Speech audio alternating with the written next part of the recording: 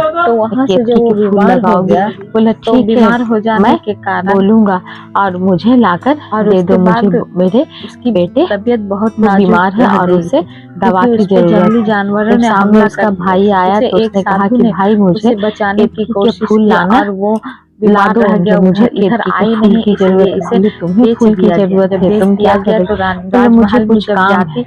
रानी उसने सारा सोचा कि जैसे ही इसका मंजू बेटा सारा काम जाएगा करती, तो वो लेकिन रोती केतकी भी का रहती, फूल में लेकिन वो उसे दलदल इस रहता है, रोने का दलदल में पता न वो चलता उसके कि हाँ वो मर क्यों जाएगा। रो तो रही थी। शाम तक लेकिन ले फिर आना। भी उसका जैसे ही कोई जाता कारण है तो नहीं वहाँ निकल पाने राक्षस के कारण मिलता है और उसमें राजकुमारी भी बोलता है बहुत कि चिंतित तुम यहाँ रहती पे थी। जा रहे हो और तो यह इसमें दलदल है, मैं तुम्हें खा उसका जाऊंगा। कोई बोला उपाय नहीं ठीक है, था, तुम वो क्या मुझे कर खा भी क्या जाना, सकती लेकिन थी। मुझे उसने बहुत वापस बार आने दो, बताया लेकिन उसने कुछ नहीं फिर बताया, तो लेकिन फिर मुझे भी खा चलो जाना। जैसे उसके चल रहा बाद था जैसे वैसे ही चल दलदल रहा में था। वो उसी समय घुसता है रामू का तो तबीयत वो जब धीरे ठीक हुआ धीरे तो उसने अपनी पत्नी को ढूंढने के लिए यहाँ आया पानी गई जी बहना फिर भी न पाया पत्नी कहा गई, केतकी का फूल। मुझे क्या पता तो भाई तुम्हारी बहन बोलते थोड़ा और आगे जाओ भैया, तो चली थोड़ा गई और आगे गया। उसके बाद बोलता है कमर तक तुम ऐसा करो पानी तक के गई जी बहना फिर भी न पाया बहुत केतकी का सारे फूल। चंदन लेके फिर आया बहन बोलती है थोड़ा तुम दूर ऐसा और करो जाओ कि भाई। रद्दी को रख लो। उसके बाद मैं जब बोलता है मंजू छाती को तक खोज के के गया आऊंगा जी तो बहनी तुम्हारे फिर घर भी में न पाया मैं इसे कदम छोटे का छोटे बर्तन केतकी और का खिलौने फूल। बना उसने दूंगा। कहा भैया लेकिन थोड़ा उसने और कहा ऊपर नहीं, जाओ पहले इसे तो बना मिल कर जाएगा। जाओ, उसके बाद उसके बोला बाद तुम गर्दन अपनी तक पत्नी के को गई जी ढूंढना। बहना मेरे फिर किराए भी के न पैसे पाया कौन देगा? केतकी का फूल। बेचारा आपका वैसे भी ही कुछ नहीं सकता जब था, लगा रोता कि था, वो मर बिलखता जाएगा था तो और बहन उसके उसके घर में बोला उसका अब काम ना करता जाओ था। भैया लेकिन ये वापस क्या आ जाओ, करती ना थी, चाहिए जल्दी मुझे से जाके केतकी रानी के का यहाँ फूल। जैसे ही ये बात बोली रानी उसकी बहन के वो पास जाके फूल उसके वो पास बेच आ देता गया था। और जब वो बेच देने के कारण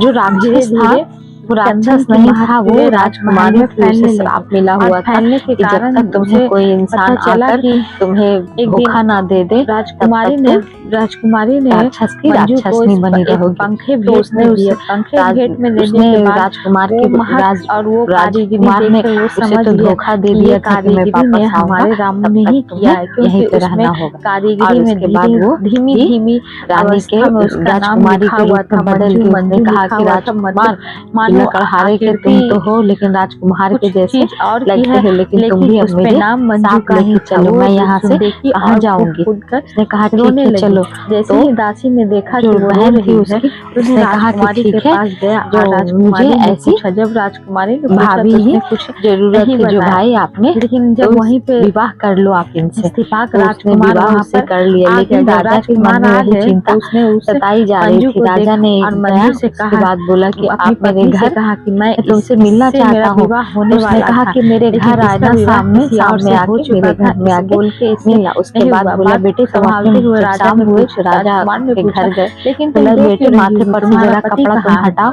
उसने हटाया ने तो उसके रोते रोते माथे पर सारी से अवस्था चंद्रमा था, उसने सुना वो दी। चमकने लगा, तो मानो उसने कहा जैसे कि ठीक है, जो मणि हो, पंखा मणि लगता के है जैसे वो बेचने आती चमकने है, लगा। वही उसने कहा कि रामू बेटा के यहाँ तुम ही मेरे होगी। जब कल पुत्र हो, पंखा तुम एक बेचने आएगी राजकुमार के तो तुम पुत्र उसे हो देखकर और तुम पहचानना, एक तब पता राजकुमारी चलेगा कि हाँ तुम्हारा हो, पति तुम मेरी कहाँ है। पुत्री हो। उसने कहा जो ठीक तुम्हारे है। जब बचपन मैं में तुम्हारी जा रहा सौतेली हूँ, माँ ने तुम्हारे जैसे ही साथ कल आई ऐसा ऐसा पंखा बेचने के व्यवहार लिए, तो किया था मंजू को जिसे छुपा इस दिएगा दिन और तुम्हें चुपके से देखना मंजू पड़ा। ने अब वो उस खुशी औरत को खुशी देखा।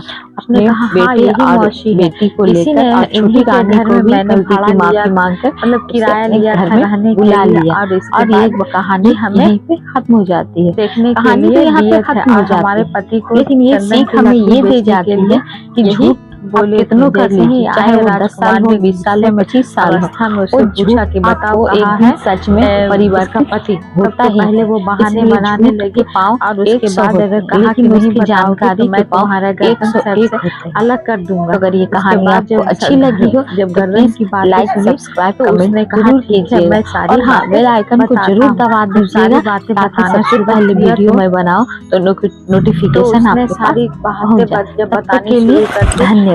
फिर कहा कि ठीक है, जो जाओ रामू को बुला के लाओ। कहाँ है? उसने बुलाया और उसके बाद इसके पति से इसे मिलवा दिया गया। दोनों एक दूसरे को देखकर फुट फुट के रोने लगे। जब फुट फुट के रोने लगे तो मानो पूरा राजमहल शांत हो गया और दोनों एक दूसरे के साथ फिर रहने लगे। लेकिन इसमें उस बेचारी का क्या दोष था जो राजकुमारी के यहाँ रहती थी।